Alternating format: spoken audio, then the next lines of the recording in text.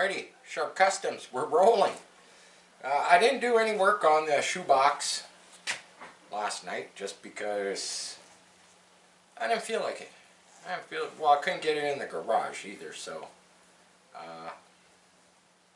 yeah, I kind of left it out there all night with the hood up, no breather on it. I lucked out because it didn't rain. My daughter did put the windows up on it for me.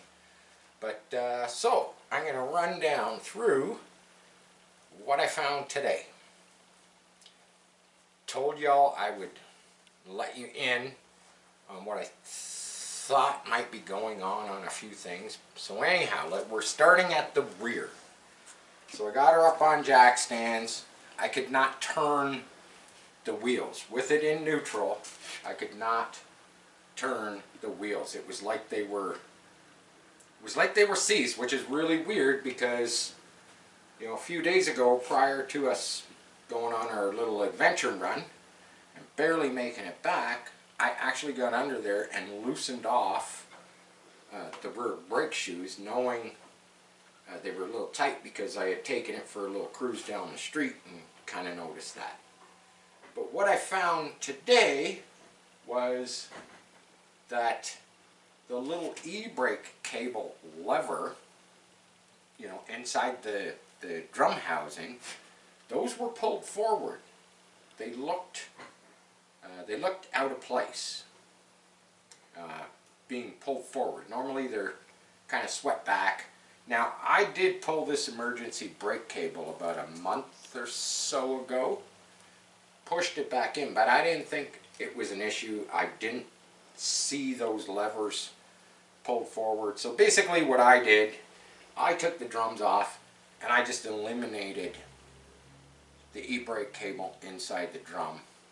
And that's because the cables that go back to them, that told me they were seized. They weren't releasing when you pulled the handle in the car. So we now have the rear wheels.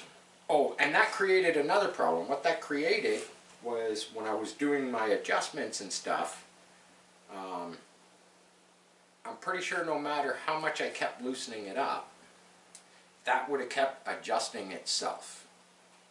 You know what I mean? Like putting the shoes closer to the drum, because that's kind of how that system works. You know, use the e-brake, does an adjustment. Use the e-brake, does an adjustment. But it's not supposed to do an adjustment unless you're using it. But I think it was doing adjustments when I was driving. But she's all freed up now. It rolls nice. And I also jacked up the front. And I noticed that the front wheels didn't rotate nice. They didn't rotate nice. They weren't stuck, but they seemed stiff. They just seem really stiff. So I'm going to go, Camera Girl's going to get in on the driver's side. I'm going to go get in on the passenger side. And hopefully I can show you the little adjustment I made to, I'll show you and I'll talk while I'm showing you. So the brake mechanism for this car is what they call a 90-degree brake booster master cylinder. And basically it's mounted up underneath the dash. So there you have it. We got the booster, we've got the master cylinder, we've got our Wilwood brake controller going to the rear, and then your pedal over this side. If the camera wants to come over here, you can see the bracketry up there with the pedal. Now, maybe I can scooch over here. So the adjustment I made was right behind this rubber. There's a rod that goes into the booster. Put the light up there. So there you go. I undid this nut. It's a lock nut, and I turned this rod back into the Heim joint because it was actually pushing the booster and the master cylinder just enough. Like, I only moved this like about 1/8 of an inch. but it made all the difference. As soon as I made that adjustment, yeah, it would have been cool to show you this whole bracket setup. It's pretty nifty. And the reason they make it is so you don't have to have your booster and master out on the firewall, especially if you don't have room for it. But just making that minor little adjustment freed up the front wheels. It freed up the front wheels. So now let's move out and we will go talk about the motor.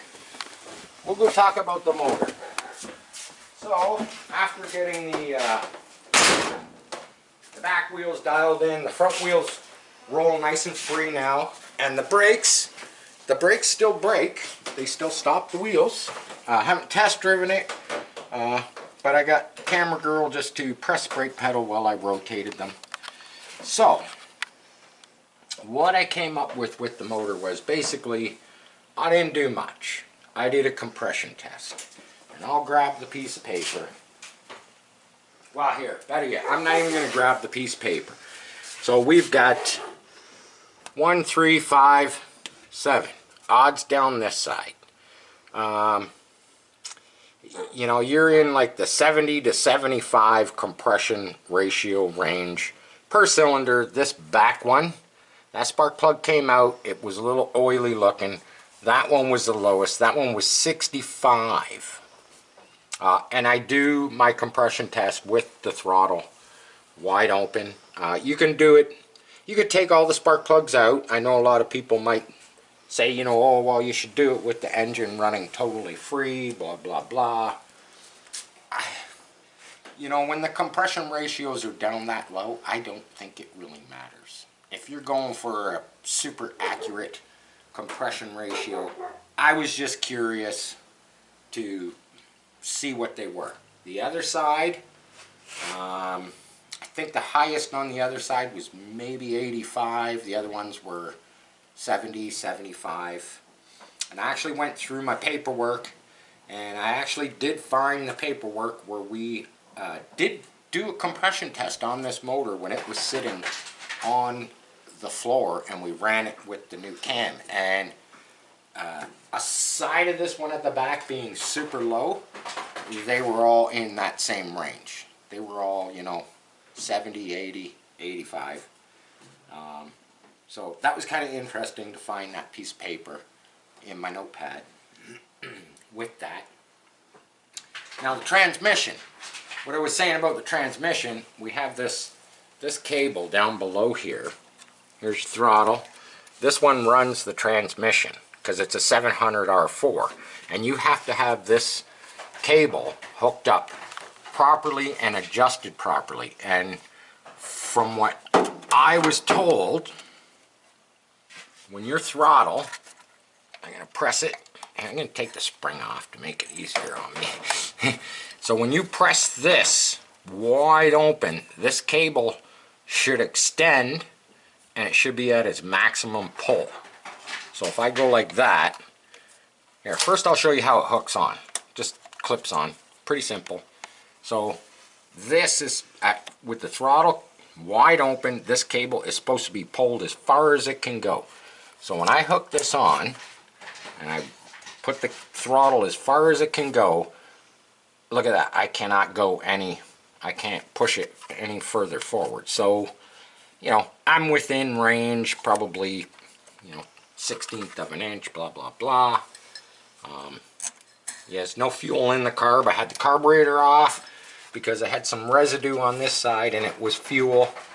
I ended up putting a thicker felt gasket underneath the carburetor. Hopefully it takes care of that. So as far as the shifting with the tranny, not really sure what's going on there. Check the fluid. You know, it's all good, man. It's all good, man. So what I was saying yesterday with the valve covers here, you know, puking out the oil, is if I pull this off and you look in that little hole, you can see the rocker arm right there. So what I was trying to say is these valve covers don't have baffles in them. But now if I hold down on that when it's running, that's actually, it's hitting the rocker arm. Tap, tap, tap, tap, tap, tap, tap. So I just loosen it off a bit. But yeah, so these valve covers don't have baffles. But that by far is not the issue. This thing is still blowing smoke, you know, like there's no tomorrow. Even if I put a different set of valve covers with the baffles in it, it's still gonna blow smoke. And that's because the compression is so low. I think the car needs a new motor. And like I said, about the tranny, I didn't think I had this hooked up, but it was hooked up. Why it's dragging its feet so long before it shifts to second gear, that's it's beyond me. This was a used, bought transmission as far as I know. So, who knows? That's really all I can say about it. The steering, well, we put in, you know, a power steering box and the pump, and I'm pretty sure that the geometry of the steering is what it is. I don't know, I'm not a big, you know, 49 Ford, you know, Mercury type guy. So I don't know, maybe these cars always kind of didn't steer that great. I have no idea. I've never owned one. This is the first one I've worked on. But yeah, there you go. Little update on the shoebox. That's really about as much as I can tell you. I'm definitely going to try and test drive it again. I'm going to swap out the valve covers. I'm going to swap out the valve covers, and what I used to do, this is what I did. I did a little trick years ago, one of my older Chevy pickups, when the blower ate up the rings in the engine. What I did is I just ran hoses. I ran hoses from these, you know, these vent holes, just down to the ground, and that was purely just to dump smoke, you know, coming out of the crankcase onto the ground instead of blowing up through the cab. Those hoses were pretty close. They might have even dragged the ground, so the smoke was kind of, you know, getting pushed onto the road as I cruised along, so it wasn't so obvious. I might do that, swap out these valve covers, get some baffles in there, and then run some hoses, just so it's not puking all over the motor, so I can at least figure out the ride. I know the motor's probably going to have to be changed, maybe even the transmission, I'm not sure, but I did what I could do for now. And as far as the timing, somebody actually mentioned about the timing. No, the timing is actually advanced. Put the timing light on it. It was right on the mark, top dead center, and I actually like to run my vehicles with a little bit of advance in it. So, Pat, yeah, she's got a little bit of advance into it. As far as everything you told me, thank you very much, because I kind of already knew that stuff, but it's good knowledge. It's good knowledge to hear from somebody else too. Yeah, so I think the motor's beat. I'm unsure of the transmission, but I would like to take it for another, you know, little small test drive just around the neighborhood here now that I've got the wheels rolling, because that was really dragging it down, and that was probably really hard on transmission and motor. So I just want to make sure that that stuff is working. If we got to pull the motor and transmission and swap that out, that's, you know, hey, that's what we'll do. I got a really nice 350 sitting over there underneath the bench. It don't know how good the compression was on it, but it is a zero. It's a zero block, and what I mean by a zero block is it's never been bored. It's never been punched out. And as far as the history of that motor, it smoked a bit, but I know for a fact it smoked a bit because the heads, basically the heads needed probably a valve seals, valve job, blah blah blah. Oh, that was funny. The camera girl was looking right underneath there. You see my little makeshift aquarium. I brought my pond fish, brought my pond goldfish in, put them in a tote, put them in a little tote with the power head running. Otherwise, they would have froze up over the winter. And here in southern Ontario, it's been getting pretty cold, so I figured I'd just stick them underneath my bench there for the winter. Kind of funny. There you go. A little update. A little short video from Sharp Customs. You might be getting a double header tonight because I got some other stuff I want to show you. Different, you know, maybe some quarter scale stuff. Blah blah blah. Whatnot. I got a few other things I got to tell all you guys out there. But yeah, there you have it, man. Maybe until a little bit later. You know the routine, man. Peace. I'm out.